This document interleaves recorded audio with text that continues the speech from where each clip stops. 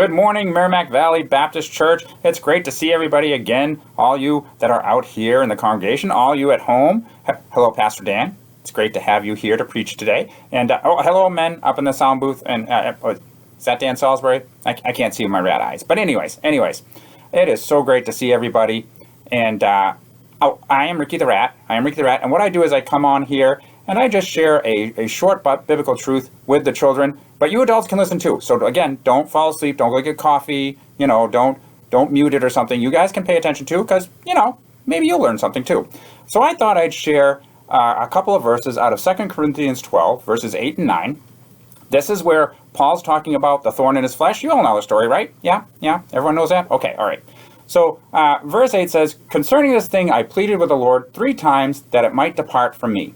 And he said to me, My grace is sufficient for you, for my strength is made perfect in weakness.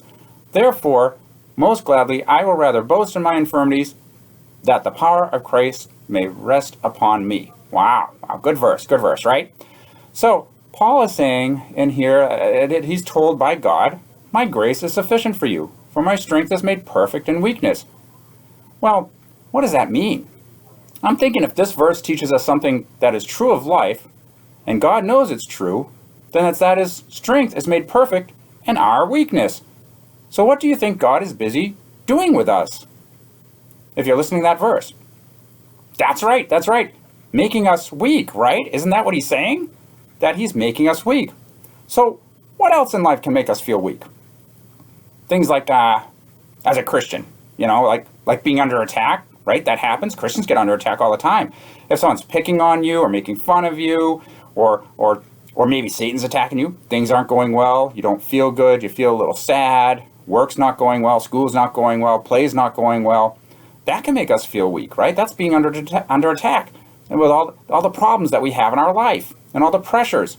So if we feel weak, then this verse is telling us that it's not only Satan that can make us feel this way, but it can be God too. God can be doing it. God makes us feel this weakness to keep us from having attitudes that could make us useless in the work of spreading the gospel.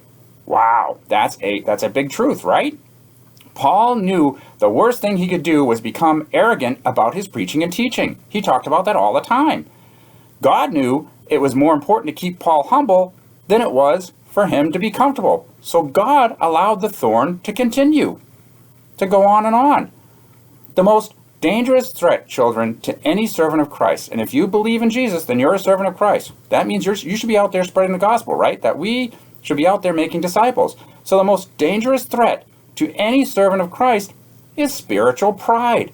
Yeah, spiritual pride. We're told to be humble.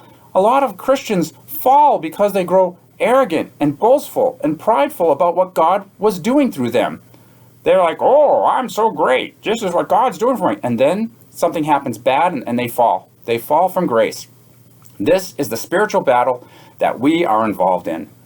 When Satan is being defeated, it's not by, like that sword on the back. It's not like grabbing that sword and attacking him. No.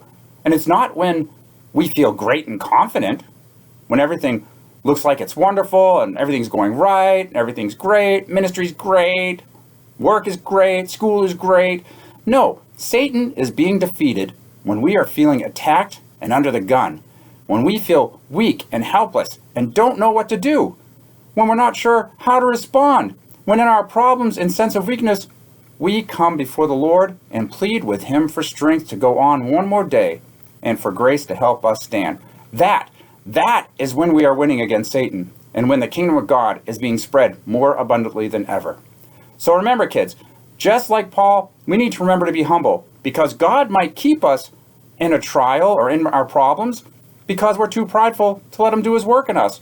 All right, so remember, be humble. Don't get too prideful and let God do his work in you. Okay, you guys have a great day. Pastor Dan, you get up here and you preach it, brother, and I will see you all next week. All right, bye-bye.